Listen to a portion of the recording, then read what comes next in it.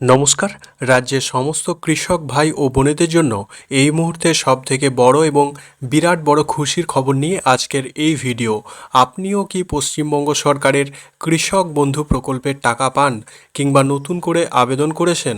তাহলে আজকের এই ভিডিওটি আপনার জন্য অত্যন্ত গুরুত্বপূর্ণ হতে চলেছে, কারণ মুখ্যমন্ত্রী শুভেন্দু অধিকারীর তরফ থেকে কৃষক বন্ধু প্রকল্পের টাকা দেওয়া নিয়ে একটি মস্ত বড় ঘোষণা করা হয়েছে। চলতি মাসে 30শে জুলাইয়ের পরেই কৃষকদের ব্যাংক অ্যাকাউন্টে এই প্রকল্পের টাকা আপনারা সরাসরি পেয়ে যাবেন আপনাদের ব্যাংকে। কিন্তু এখানে একটা মস্ত বড় চিন্তার বিষয় রয়েছে। টাকা দেওয়ার পাশাপাশি সরকার কিন্তু একটি বড় নির্দেশিকাও জারি করেছে। সবার অ্যাকাউন্টেই কি এই টাকা ঢুকবে, নাকি এবার প্রচুর কৃষকের নাম এই তালিকায় বাদ পড়তে চলেছে? কাদের ভেরিফিকেশন করতে হবে, কাদের করতে হবে না, কারা ভেরিফিকেশনের সাথে সাথে টাকা পাবেন, কারা পাবেন না, এই সমস্ত গুরুত্বপূর্ণ তথ্য নিয়ে আজকের এই ভিডিও একদম প্রমাণসহ বিস্তারিত আলোচনা করব। তাই ভিডিওটি একটুও না কেটে প্রত্যেকে শেষ পর্যন্ত দেখুন, কারণ আজকের ভিডিওর শেষ পয়েন্টটি আপনার জন্য খুবই গুরুত্বপূর্ণ। আপনাদের মনে নিশ্চয়ই প্রশ্ন জাগছে যে হঠাৎ করে 30শে জুলাইয়ের কথা কেন বলা হচ্ছে। আসলে পশ্চিমবঙ্গ সরকারের কৃষি দপ্তরের পক্ষ থেকে একটি অত্যন্ত গুরুত্বপূর্ণ নোটিশ জারি করা হয়েছে।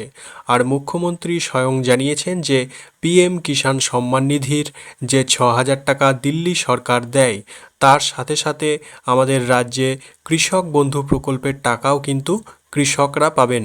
মুখ্যমন্ত্রী আরও স্পষ্ট করে জানিয়ে দিয়েছেন যে আগামী 30শে জুলাইয়ের মধ্যে কৃষক বন্ধু প্রকল্পের ভেরিফিকেশন বা যাচাইকরণ প্রক্রিয়া কমপ্লিট হয়ে গেলেই কৃষকদের ব্যাংক অ্যাকাউন্টে এই টাকা পাঠানো শুরু হবে। শুধু তাই নয়, যারা সরকারি মান্ডিতে ধান বিক্রি করবেন তাদের জন্য কুইন্টাল প্রতি অতিরিক্ত 200 টাকা করে দেওয়ারও কথা ঘোষণা করা হয়েছে। পাশাপাশি রেজিনগর এবং নওদাতে পেঁয়াজ সংরক্ষণের জন্য বিশেষ হিমঘর বা কোল্ড স্টোরেজ এবং সেচের ব্যবস্থারও কথা বলা হয়েছে। অর্থাৎ কৃষকদের সুবিধার্থে সরকার একাধিক বড় পদক্ষেপ নিচ্ছে। এবার আসা যাক সবচেয়ে গুরুত্বপূর্ণ বিষয়ে। কেন হঠাৎ করে এই ভেরিফিকেশন বা নাম যাচাই করার প্রক্রিয়া বা কাজ শুরু করলো? বর্তমানে সরকার লক্ষ্য করছে যে কৃষক বন্ধু প্রকল্পে এমন বহু মানুষ রয়েছেন যারা এই প্রকল্পের সুবিধা নিচ্ছেন এবং তারা এই প্রকল্পে যোগ্যই নন। অনেকে জালিয়াতি করে বা ভুল তথ্য দিয়ে তালিকায় নাম তুলে প্রতি বছর টাকা তুলে নিচ্ছেন। আর এই ধরনের অযোগ্য ব্যক্তিদের চিহ্নিত করে তালিকা থেকে পুরোপুরি বাদ দেওয়ার জন্যই নবান্নের তরফ থেকে এই বিশেষ নির্দেশিকা জারি করা হয়েছে। সরকার চায় শুধুমাত্র যারা প্রকৃত এবং যোগ্য কৃষক, আর্থিক সহায়তা যেন সরাসরি তাদের ব্যাংক অ্যাকাউন্টেই পৌঁছায়। আর সেই কারণেই জুলাই মাসের 30 তারিখ পর্যন্ত পুরো রাজ্য জুড়ে এই ব্যাপক যাচাইকরণ প্রক্রিয়া বা ভেরিফিকেশন ড্রাইভ চালানো হবে। আপনাদের বিশ্বাস ও প্রমাণের জন্য আমি অন স্ক্রিনে এই নোটিশ সম্পর্কে একটা বিস্তারিত তথ্য আপনাদের জানিয়ে দিচ্ছি। আপনারা প্রত্যেকে জানেন যে government of West Bengal department of এগ্রিকালচারের তরফ থেকে জুলাই মাসের গত 3 তারিখ 2026-এর এই গুরুত্বপূর্ণ বিজ্ঞপ্তিটি প্রকাশিত হয়েছে।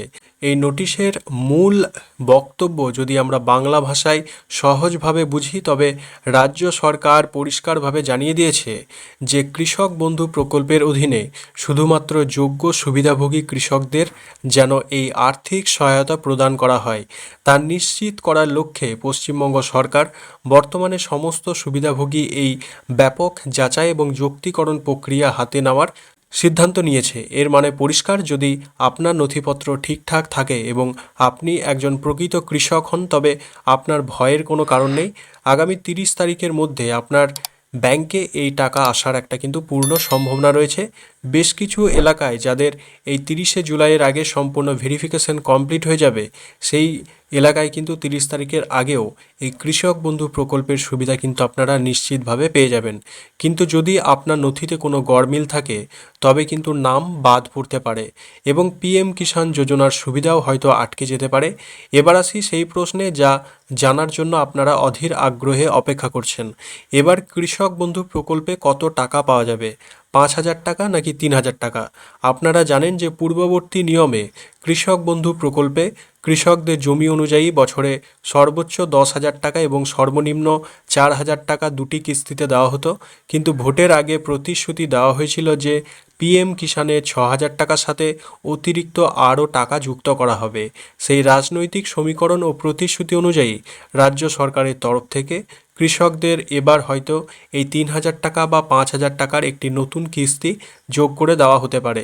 তবে এই টাকার অঙ্কে যদি পরবর্তীতে কোনো পরিবর্তন আসে বা নতুন কোনো ঘোষণা হয়, আমি সাথে সাথে ভিডিও করে আপনাদের এই বিষয়ে জানিয়ে দেবো। তাই প্রত্যেকে এই চ্যানেলের ওপর নজর রাখুন। এখন প্রশ্ন হলো, এই ভেরিফিকেশন প্রক্রিয়াটি আপনারা কিভাবে করবেন?